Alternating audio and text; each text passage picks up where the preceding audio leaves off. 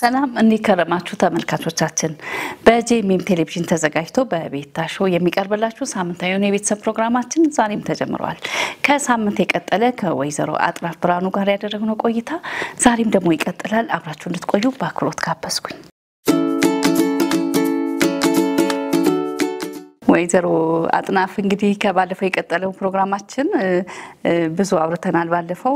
ዛሬ ደግሞ የወላጅና የልጅ ግንኙነት እንዴት ይሁን ብለሽ ትያለሽ? እስኪ ቀደም ብዬም ባለፈው ሳምንት እንዳልኩት በወላጅና በልጆች መካከል ያለ ግንኙነት በጣም ወሳኝ ነው።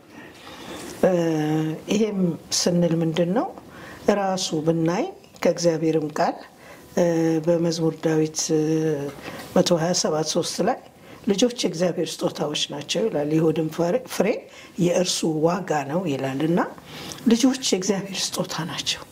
ስለዚህ አሁን እኔ አንድ ስጦታ ላንቺ ብሰጥሽ በቃ አጥናፍ የሰጠችኝ ብለሽ ጥሩ ቦታ ላይ ነው ታስቀምጪው አይደል? እንግዲህ ይሄ እንደው ከኖርዌይ አንድ ነገር ባመጣ ይሄ ኖርዌይ ነው ብለሽ ታስቀምጪዋለሽ።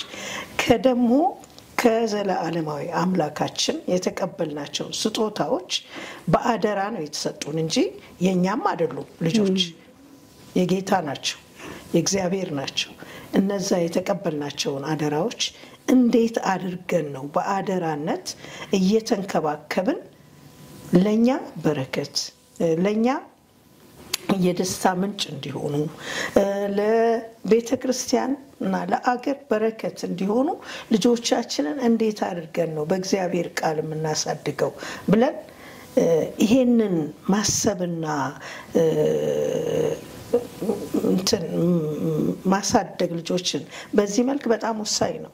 እንደው በእግዚአብሔር ቃል ላይ እንኳን ብናይ ሳምሶን በሚወለድበት ጊዜ መልአኩ የሷ ስም እንኳን አልተጠራም፣ የባሏ ስም ነው ማኑሄ እና እሷ በእርሻ ውስጥ በነበረችበት ጊዜ መልአኩ መጣና እንዲህ ትወልጃለሽ፣ ልጅ ትወልጃለሽ፣ እንዲህ አታድርጊ ብሎ ነገራት። ከዛ ሮጣ ለባሏ ኧረ አንድ ሰው መጥቶ እንደዚህ እኮ አለኝ፣ ልጅ ትወልጃለሽ አለኝ። ደግሞ እንደዚህ እሱ ምን አለ መሰልሽ፣ በጣም እኔ ልቤን የሚነካኝ ነገር እስቲ ያንን የነገረሽን ሰው እንደገና ሲመጣ እንጠይቀዋለን ብሎ እንደገና መጣ። እሱ ጊዜ እንዳንወስድ ነው መጣ መልአኩ እንደገና አነጋገራት እና ሮጣ ሄዳ አሬ ያለኝ ሰውዬ እኮ መጣ አለችው። ሄዶ ምንድነው ያለው? ሄዶ ይሄን ያልከውን ልጅ ስናገኝ ምን እናድርግለት ነው ያለው። ምን እናድርግ?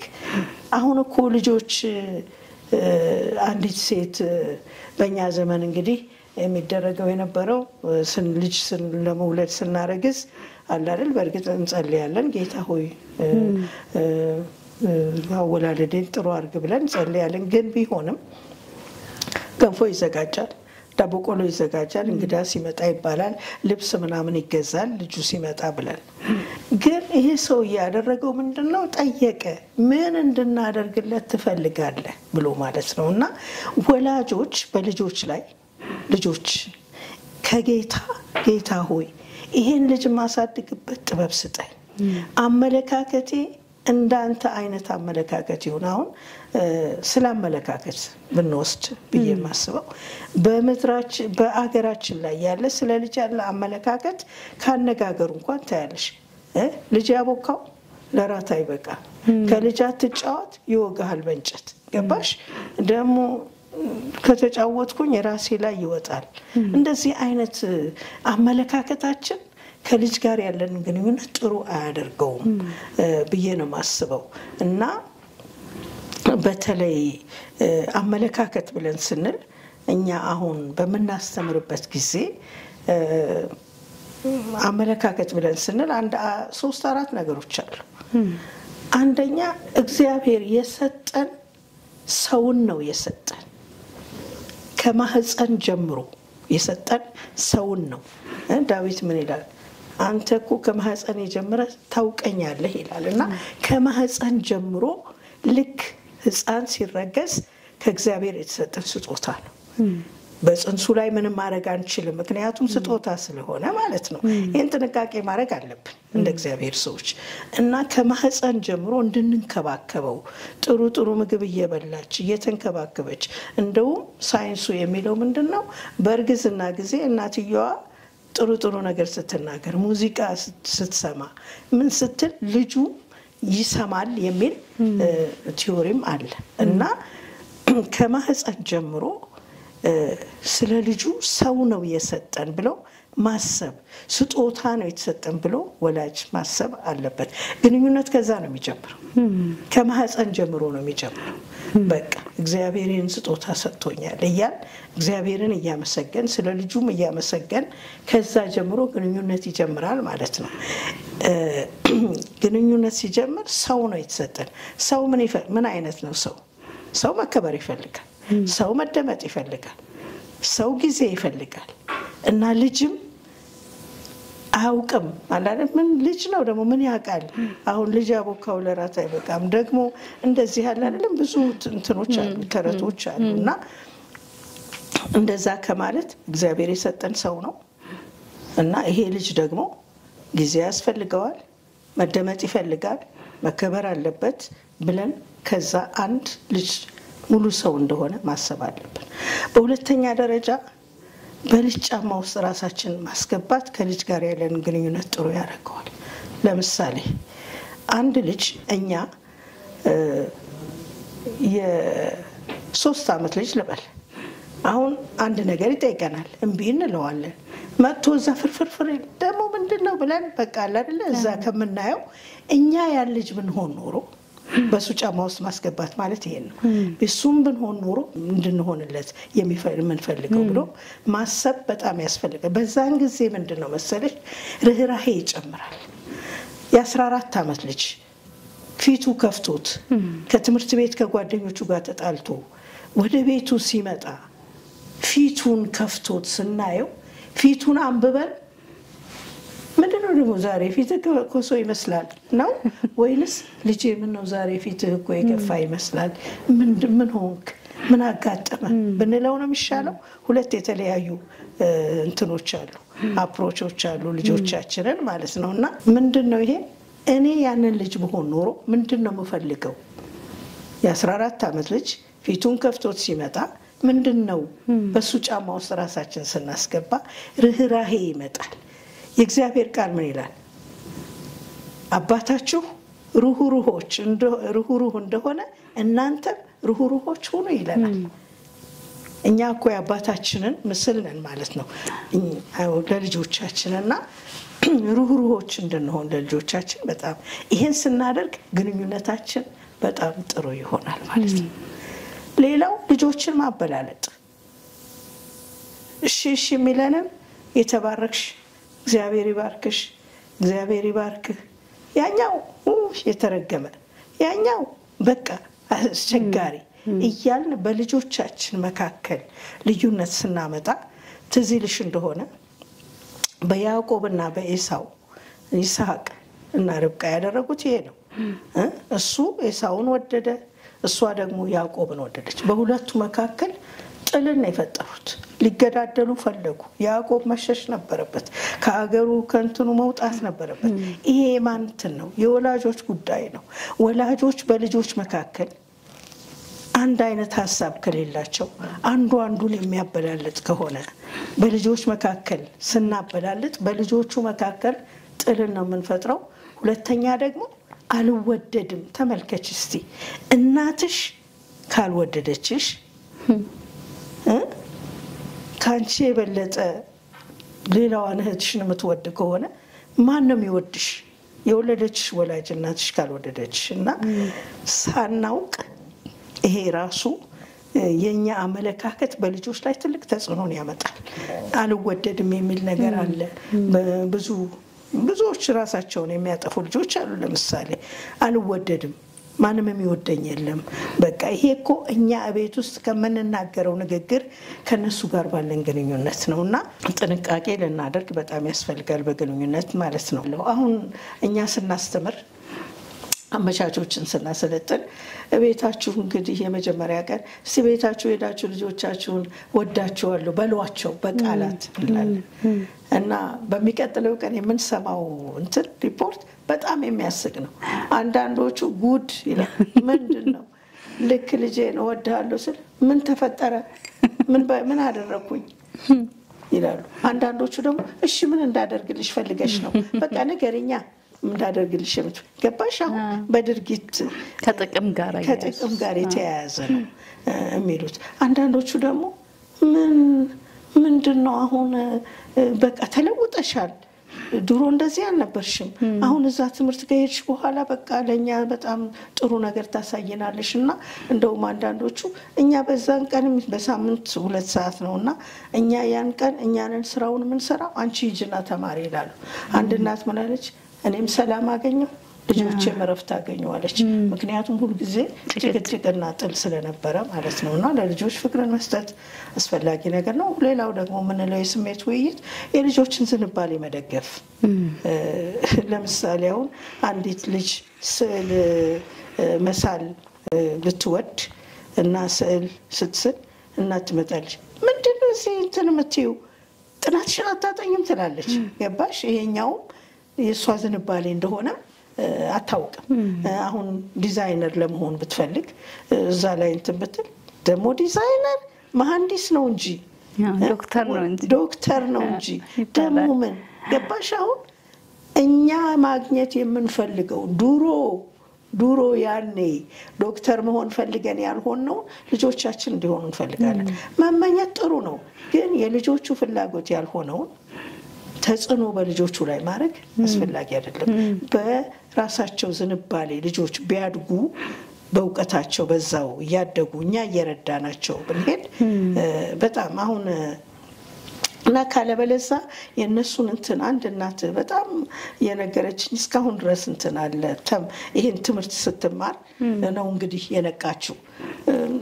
ችግረኛ እናት ናት ውጪ ነው ሰርታ የምትገባው እና ልጆች ምንም የላቸውም። ያው የህብረተሰባችን የተለያየ ደረጃ ላይ ያለ ነውና ልጆቹ ካርቶን ፈልገው ምን ብለው መኪና ይሰራሉ አይሮፕላን ይሰራሉ በቃ በዛ ይጫወታሉ። 2 መንታ ልጆች ናቸው ወንዶች የ10 አመት እና በቃ በዛ ይደሰታሉ። እሷ ስትመጣ እናንተ ጥናታችሁን ጥላችሁ ይሄን በዚህ ነው ጫወቱት ጥናታችሁስ ብላ ያንን ተሰበስብና እሳት ውስጥ ትከተዋለች በቃ ተናዳ።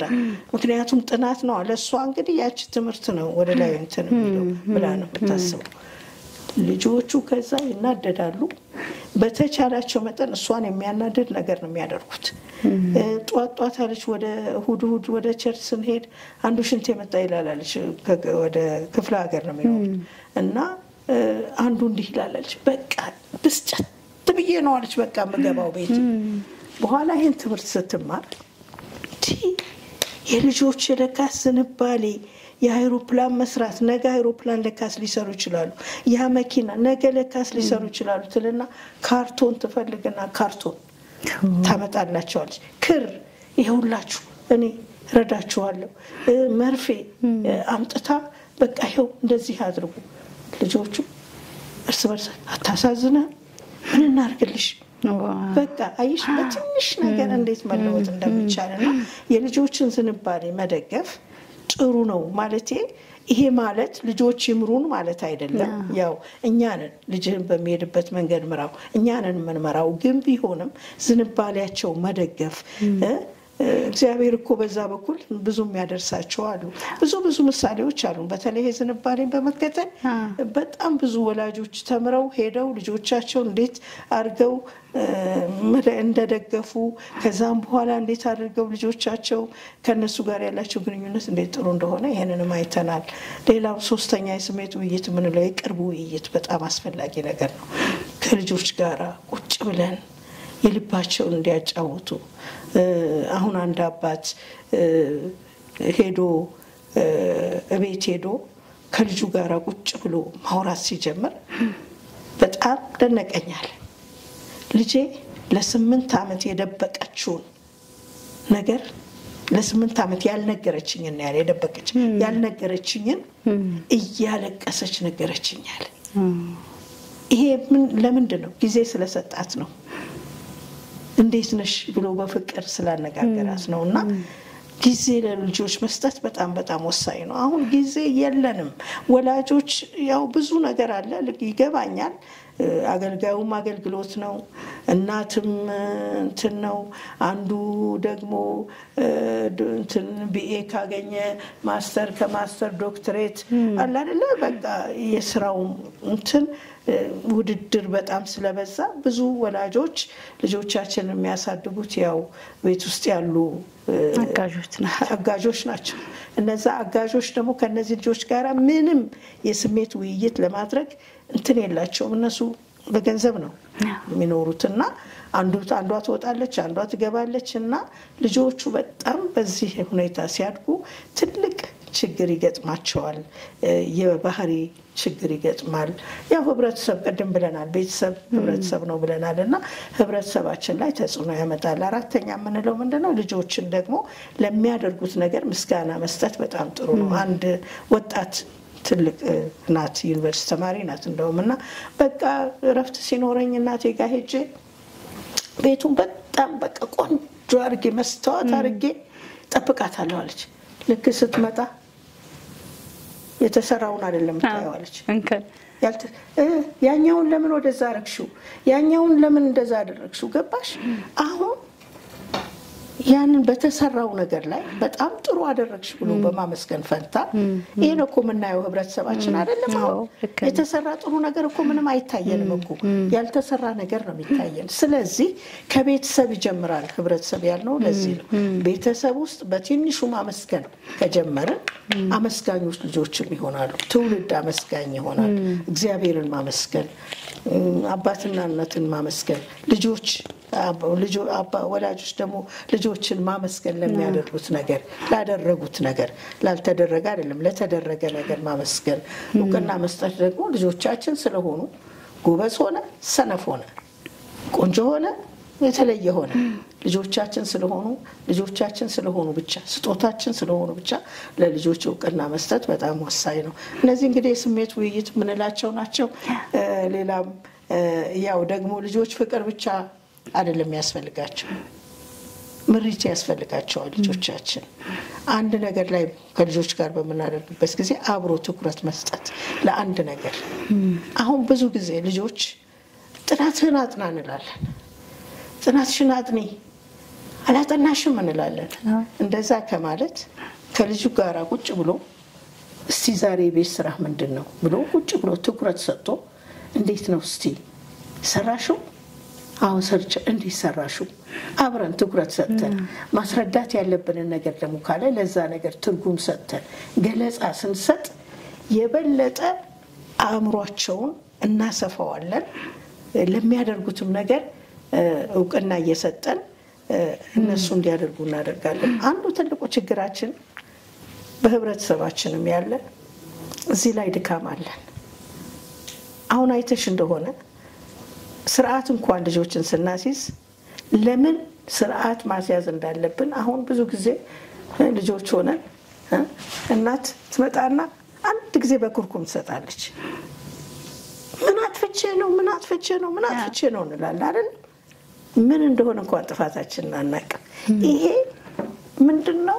ቁጭ አድርገን ስርዓት ልጆችን ማስያዝ ከፈለግን አሁን አብረን ትኩረት ሰጥተን ይሄን ያደረግሽው እኮ ይሄ ትክክል አይደለም፣ ይሄን ማድረግሽ ይሄን ጉዳት 1 2 3 4 ያመጣል፣ ይሄን በማድረግሽ እንግዲህ ቅጣት ይገባሽ ይሆናል ብሎ አስረድቶ ስርዓት እንኳን ለማስያዝ እነዚህ ነገሮች በጣም በተለይ ይሄ ትርጉም ተኮር የሆነ ውይይት በጣም አስፈላጊ ነው። የመጨረሻው እንግዲህ ጣራ ነው ብለን የምንለው ገደብ ማስያዝ ልጆችን አስፈላጊ ነገር ነው። ግን ልጆችን ገደብ ስናሲዝ እኛ በአራት እንከፍለዋለን። አንደኛ ለልጆች እቅድ ማውጣት ማስተማር በጣም አስፈላጊ ነገር ነው። ለምሳሌ ጧት ወደ ትምህርት ቤት ሲሄዱ ዩኒፎርም እንኳን የሚለበስበት ትምህርት ቤት ከሆነ ምንም አይደለም፣ ያው ዩኒፎርም ነው የሚለብሱት። ዩኒፎርም ካልሆነ ግን ሌላ አይነት ልብስ አንዱ ይወጣል ያ ቁጭ ይላል ሌላው ይወጣል አንዱ ቁጭ ይላል ሌላው ይወጣል አንዱ ቁጭ ይላል እናት ደግሞ ወይም አባት ኧረ ሰዓት ደረሰ እኮ መውጣት አለብኝ እኔም ስራዬን ጩኸት ይሆናል ያኛው ይጮሃል በቃ ጩኸት ይሆናል አሁን ለእንደዚህ አይነት ነገር የሚያስፈልገው ምንድነው እቅድ ማውጣት በጣም ያስፈልጋል ቁጭ ብሎ እሺ ነገ ጧት የምትለብሽውን ልብስ አሁን ማታ እያወለቅሽ እያጠለቅሽ አይደለም ሞክሪና ለነገ የምትለብሽውን ቁጭ አድርጊ አሁን ገባሽ ፕላን ነው የምናስተምረው አሁን ልጆቻችንን ከልጅነት ጀምሮ አሁን ኢቭን አለባበስ የ3 ዓመት ልጅ የ4 ዓመት ልጅ ለማልበስኛ ሁሉ ጊዜ በቃ ልበስ እንላለን ግን ከመጀመሪያ ጀምሮ ከ2 ዓመት ጀምሮ ውስጥ ሱሪ እንደዚህ ነው የሚለበሰው ከዛ ካኒቴራ ነው ከዛ ምንድነው እያል ደረጃ በደረጃ ልጆችን ካለበስናቸው እርግጠኛ ነኝ እነሱ ከ3 ዓመት በኋላ እነሱ ራሳቸው ያንን ያመጣሉ ይለብሳሉ ቁጭ ካረግንላቸው አምጥተን ማለት ነውና ልጆችን አንደኛ እቅድ እንዲያወጡ ማለት ሁለተኛ ደግሞ ልጆችን ድጋፍ እንሰጣለን ድጋፍ ሰጥተን ሲችሉ ማፈግፈግ ወደ ኋላ አንዳንድ ቦታ ሲሄድኔ የ5 የ6 ዓመት ልጅ እናት ታጎርሳለች እንዴ ለምን ታጎርሻለሽ እሱ እኮ ይበላል እሱ እኮ አትበላም በቃ በጅግ እንዴ የ5 ዓመት ልጅ እንዴት ሆኖ እስከ መቼ ነው ነገስ እሷ ባትኖር ገባሽ አሁን እና ለልጆች ትንሽ ድጋፍ እንሰጣለን ራሳቸውን ሲችሉ ደግሞ እናፈከፍካለን ወደ ኋላ ሁሉ ጊዜ በእኛ ዲፔንድ እንዲሆኑ ልጆችን አለማረግ ድጋፍ መስጠት ሲችሉ ማፈክፈክ አሁን ለምሳሌ ዳዴ ልጆች ሲሉ ልጆቻቸውን ይዘን ዳዴ አላለም ዳዴ ይያል እንሄዳለን አሁንም ይባላል መሰለኝ አይደለም እና አሁን መሄድ ሲችሉ ግን ለቃቸዋል ከዛም በኋላ በቃ ማን ይችላቸዋል እና ማድረግ ያለብን ስርዓት ይሄም አንዱ ስርዓት ማስያዝ ነው ሌላው በሁኔታዎች አሁን ሁኔታ ልጆችን 2 ልጆች ቢኖሩሽ አንድ ነገር መጫወቻ ቢኖር በዛ መጫወቻ ላይ በቃ ያችኛውም ያንን ይትላለች ያኛውም ያንን ይላል በዛ መጫወቻ ላይ አሁን እኛ ምንድነው የምናደርገው ልጆቹ ነው የምንመታው ልጆቹ ምን አረጉ ልጆቹ እኮ ምንም አላረጉ ያጣላቸው ምንድነው ሁኔታው ነው መጫወቻው ነው አሁን ከመጫወቻው ነው እንጂ ማስተካከል ያለብን አሁን ሁኔታውን ነው ማኔጅ ማድረግ ያለብን ቴሌቪዥን እንግዲህ የትኛው ቻናል እንደሆነ አንደኛው ይሄኛው መጀመሪያ ያል ከዛ ቀጥሎ ደግሞ የዛኛው መስማማት ዛሬ እንደዚህ ያርገው ነው ነገ ደግሞ እንደዛ የሌላው መጀመሪያ እንደዛ እና ሁኔታውን ነው ማስተካከል ያለብን እንጂ ልጆቹን አይደለም እንደዚህ አይነት አላለ ስርዓት ሌላው አዎንታዊ ገደብ አያያዝና አሉታዊ ገደብ አያያዝ ምን ለዋል አዎንታዊ ገደብ አያያዝ በቃ ይቀበሰልህ ነው ምክንያቱም ሳይነገር መደባደብ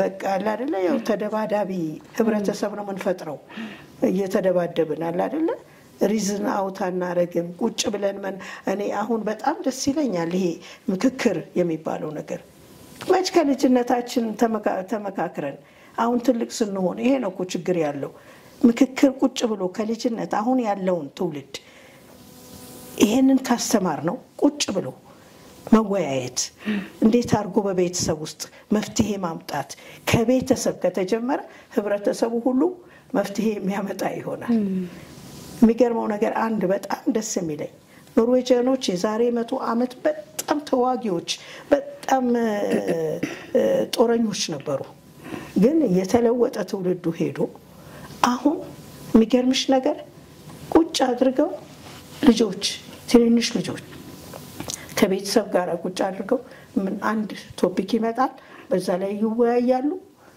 ተወያይተው ልጆቹም የራሳቸውን ሐሳብ አምጥተው ወላጆችም አምጥተው ተጨምቆ አንድ ነገር ላይ ሁሉም ይመጣል ሁሉም ከተስማማ ያ ህግ ለቤተሰቡ ይሆናል በህብረተሰባችንም እኔ የምመኘው ጸሎቴ ማለት ነው ጸሎቴ ምኞቴ አሁን ያለው ትውልድ ላይ ካልተሰራ በስተቀር እኔ ምን አይነት ትውልድ እንደምናመጣ አሁን ባለው ሁኔታ ምን ሄድ ከሆነ ግደለው ምታው እኔ ከሌነኝ የአይደንቲቲ ፕሮብሌም በጣም ችግር አለን በአገራችን አይደለ ድሮ እኔ ሳድግ የአይደንቲቲ ችግር የለም። ሁሉም የራሱን የሆነ እኔ ያደጉት ሐረር ነው።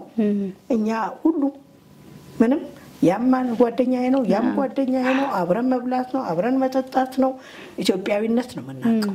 አሁን ግን ያለው ትሬንድ ለህብረተሰባችን ቅድም ቤተሰብና ህብረተሰብ ስላልሽ ነው አሁን ወደዛ ልምጣ እና ይሄ ቁጭ ብለን ወላጆች በደንብ በስርዓት መወያየት መጫወት ስርዓት ማስያዝ እንዴት አድርጎ መነጋገር እንደሚችል አሁን ህብረተሰቡ ልጆቻችን ላይ ከሰራ እርግጠኛ ነኝ የዛሬ 10 ዓመት እውነተኛ ኢትዮጵያ የሚለው ትውልድ የመመካከርና የመነጋገር ችሎታ ያለው ይሆናል። ካልሆነ በስተቀር አደገኛ ይሆናል። አሉታዊ ገደብ አያያዝ የሚባለው አለ። ይሄ አሁን በሀገራችን ያለው ነው።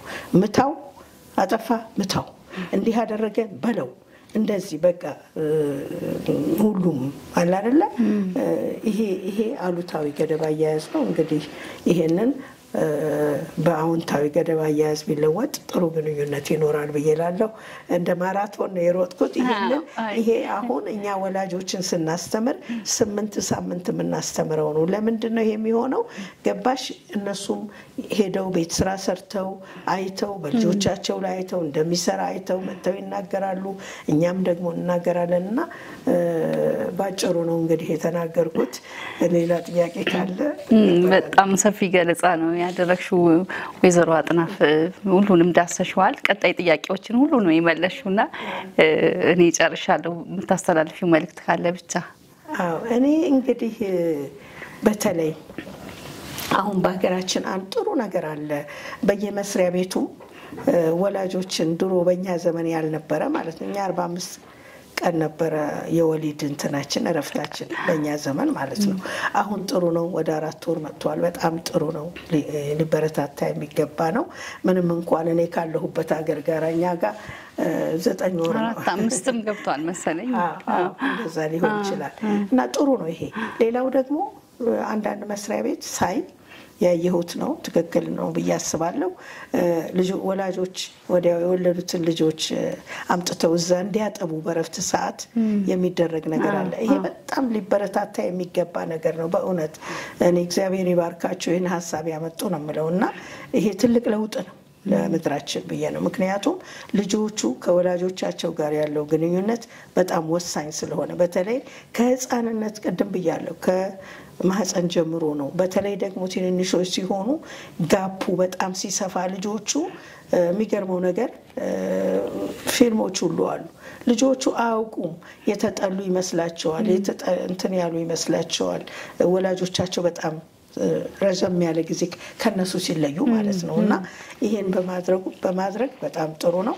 ሌላው የምመኘው ነገር ቢኖር ምንድነው እኔ ይሄ ትምህርት በህብረተሰቡ በኩል ለምሳሌ ምንድነው አለ አይደለም ኪንደርጋርተን በየቦታው አለ እና የተለያዩ የልጆችና ትምህርቶች አሉ። ግን በተለይ ይሄ አሁን እኔ ኢንተርናሽናል ቻይልድ ዴቨሎፕመንት ወደ 50 አገር በሰለጠኑትም ሀገር እየተጠቀሙበት ነው።